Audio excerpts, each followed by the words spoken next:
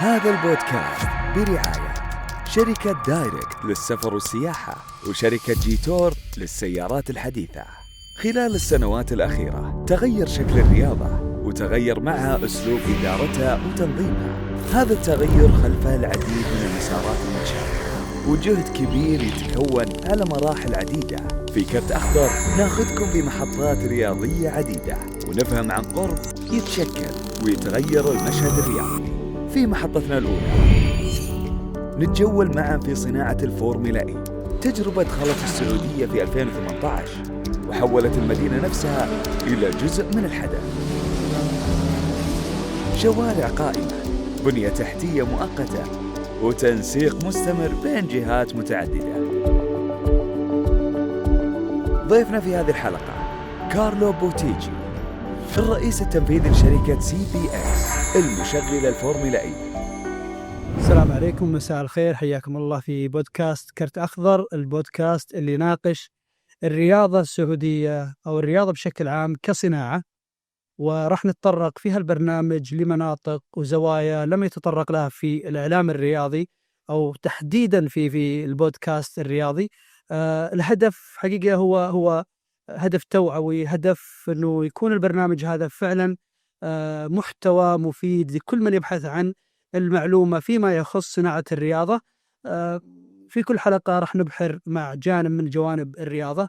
اليوم نستضيف فيها أحد صناع الأحداث الكبيرة في المملكة العربية السعودية يمكن خلال ال5 سنوات الماضية.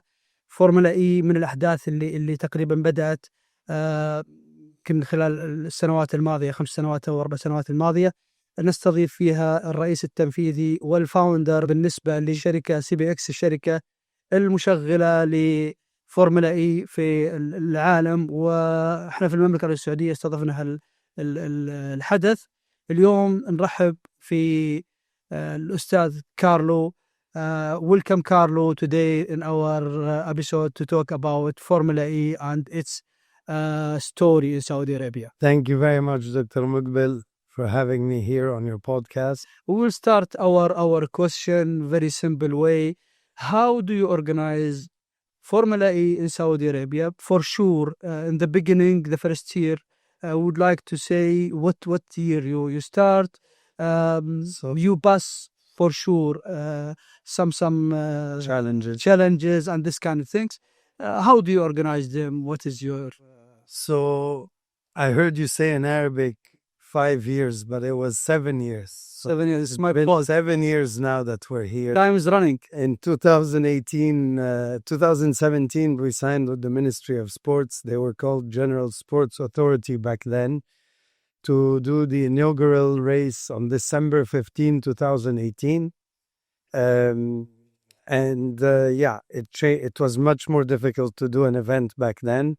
We were the first international event to take place in Saudi Arabia, the stepping stone for everything that you see today in the sporting world in Saudi.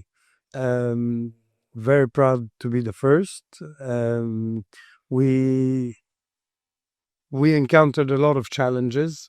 So at the very beginning, for instance, majority of the suppliers, 80% actually of the suppliers, were from abroad, you know.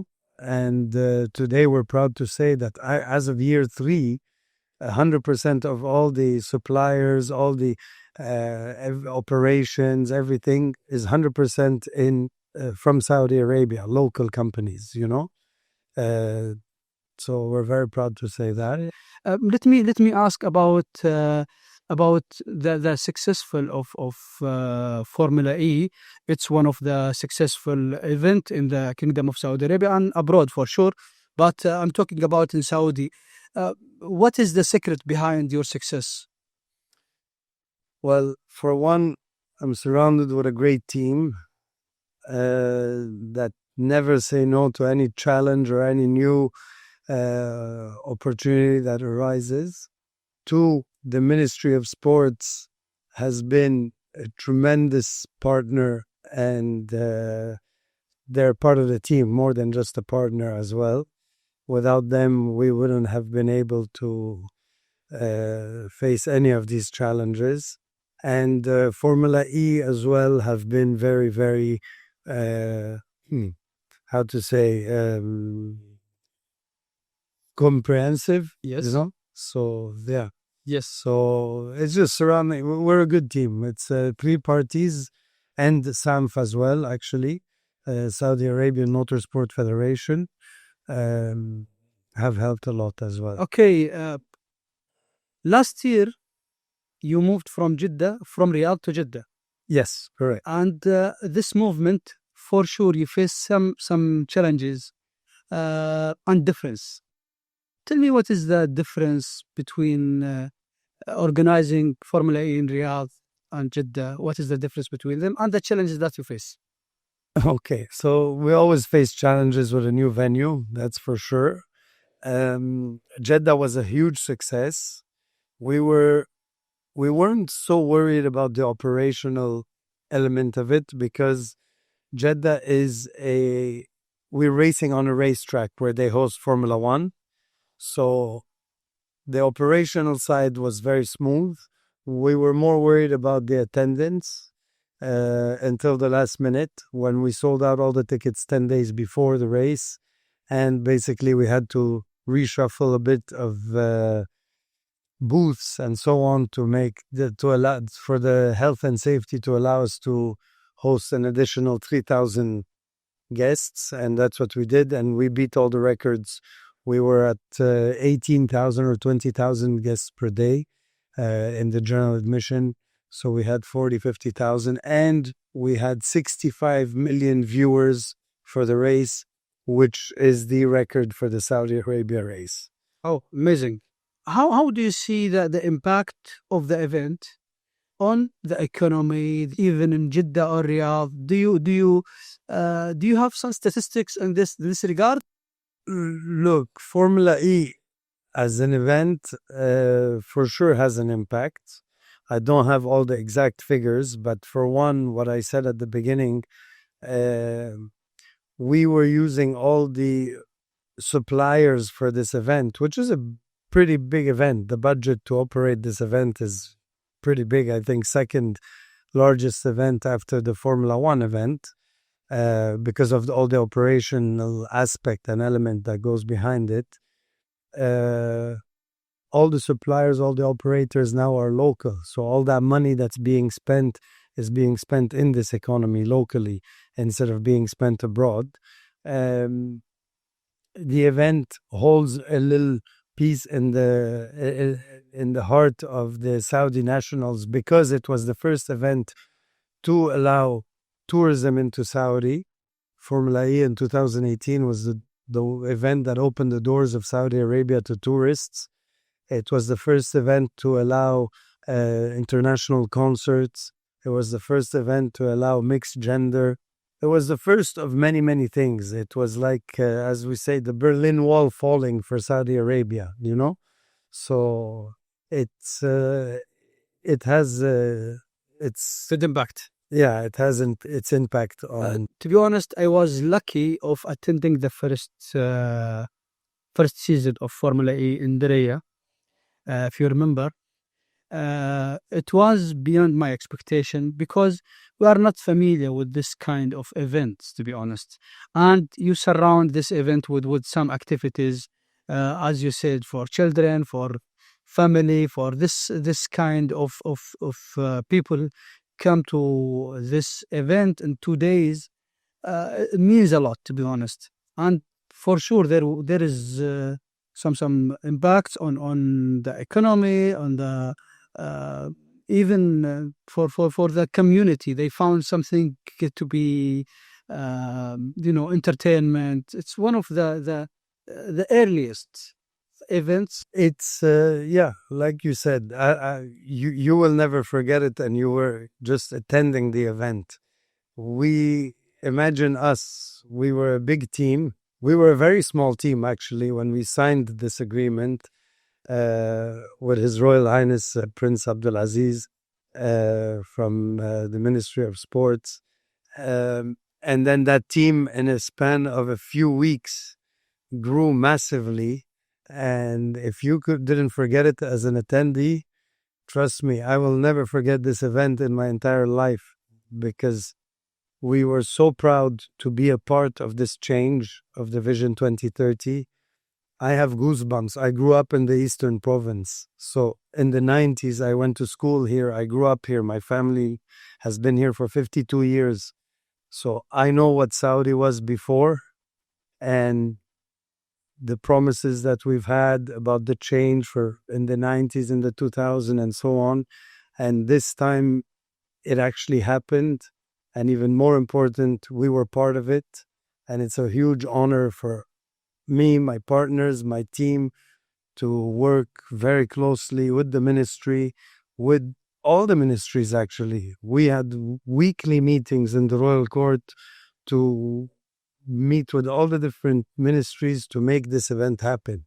It was 90-something days, 96 days of 18-hour days, 20-hour days to make it happen. We even made a documentary out of it. I have a question regarding to the event. Usually, how long does it take of time to establish the whole facilities regarding to or relating to the events? How long does it take? And what is in your memory? What is the hardest situation that you pass or you face, and how do you overcome that? Okay. So it takes, well, usually we start working, once we're done the event, we close the event, let's say a month after, and then there's a team, smaller team that starts working on next year's event, remotely, etc. And we do monthly meetings, physically on the ground, operationally, depending on the location. For sure, the Dar'iyya was a bit longer than in Jeddah. So the Dar'iyya, maybe 6 weeks, we would go and settle in and start building the racetrack because it was a street circuit. Now in Jeddah, I think it's 3 to 4 weeks. So this is the time that we require physically to be on the ground. And the biggest challenge, are you talking last year or in general for the past 7 years?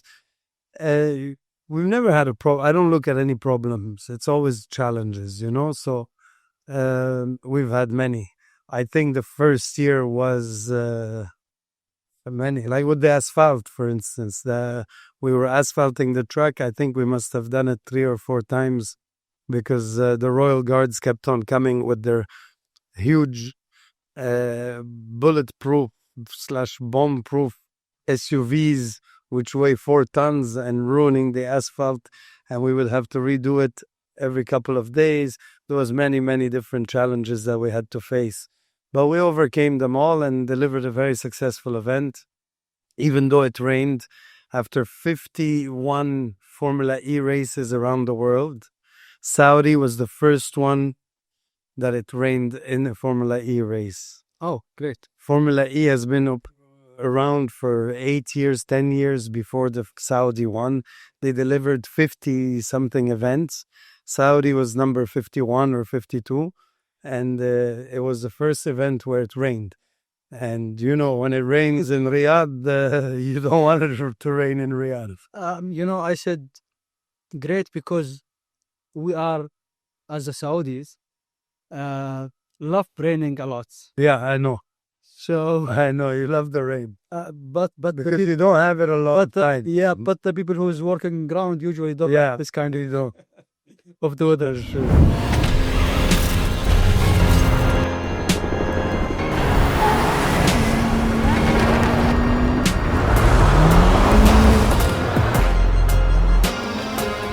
في 700 تفهم الكل.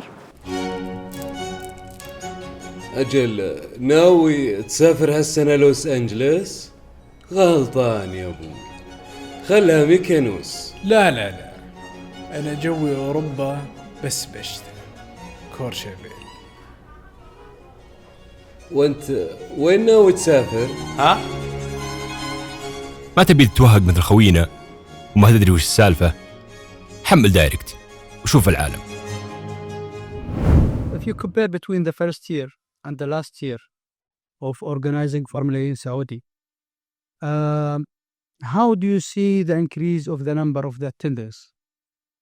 Do you see a big increase, or it's the same? You know, I need your opinion as someone who is from the event side. So motorsport in general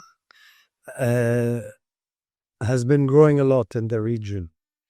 As you can see, and as I had just mentioned before, there's more and more motorsports events, especially in the region.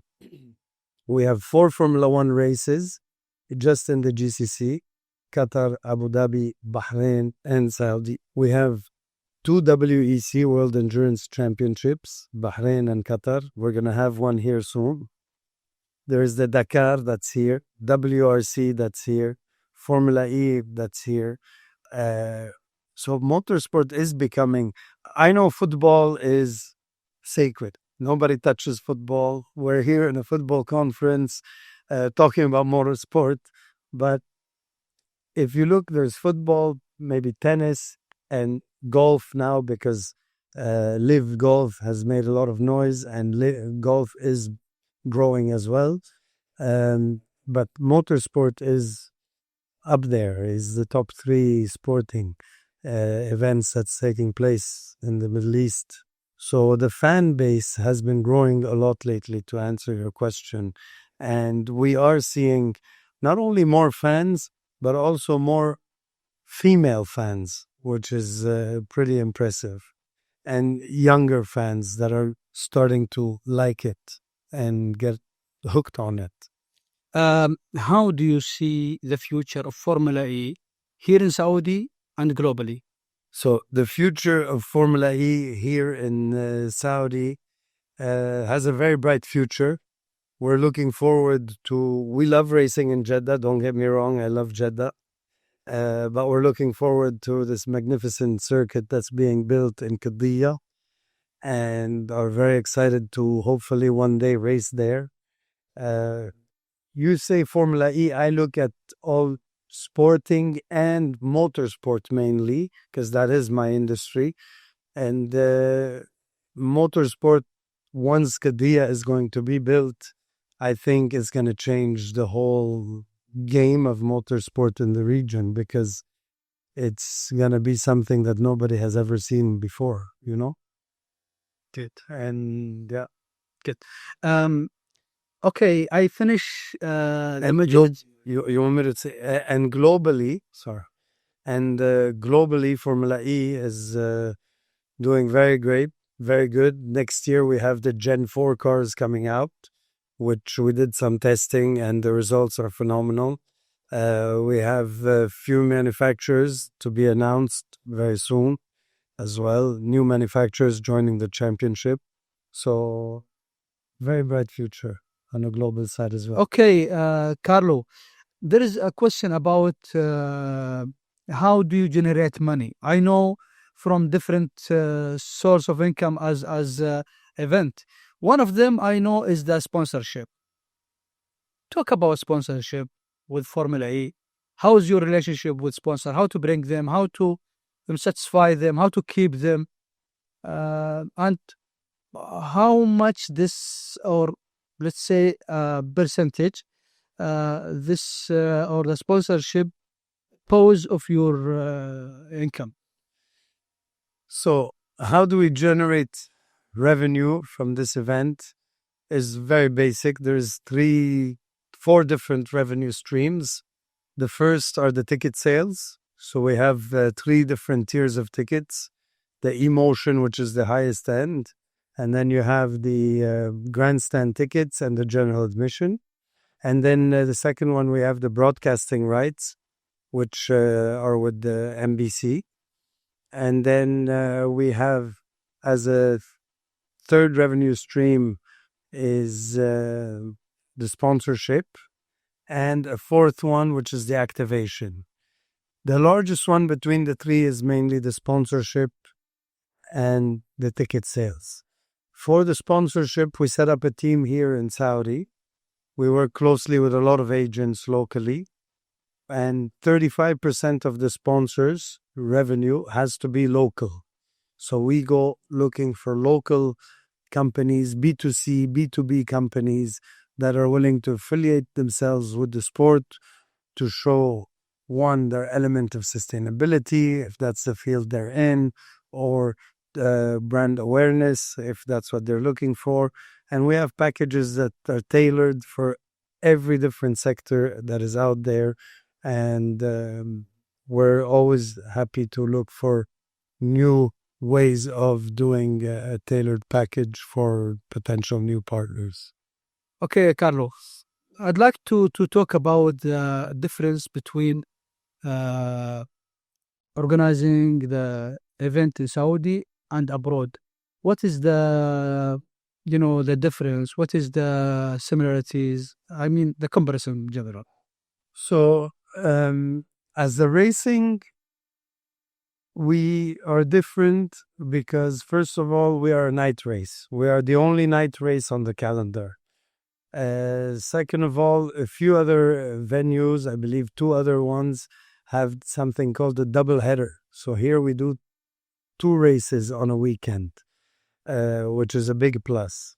I believe they do that in Monaco and in Tokyo only. And then we put up a good show. So being the promoter of this race with a team that we work with from the Ministry of Sports to the Formula E team, we like to say that we are the best because we put up a show. We have 3 concerts every day that we put up for the fans. We have the full support of the government that backs this event. We have a lot of the partners, local and global, who love the market here to activate, to invite guests and so on. And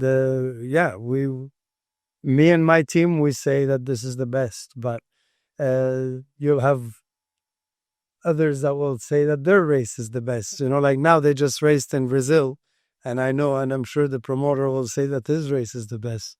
But we put up a good show here. Good. Okay, Carlo. I need to talk about CBX as a company. Talk about CBX. What is the relation with the Formula E? What is the rights that you have? We need to talk about CBX. Okay. CBX is a company that was founded in 2009, and basically we hold rights.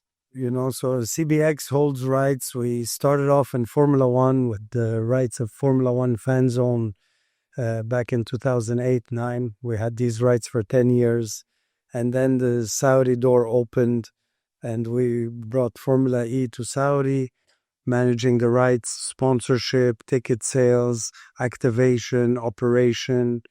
And from there, we grew where we brought other different IPs.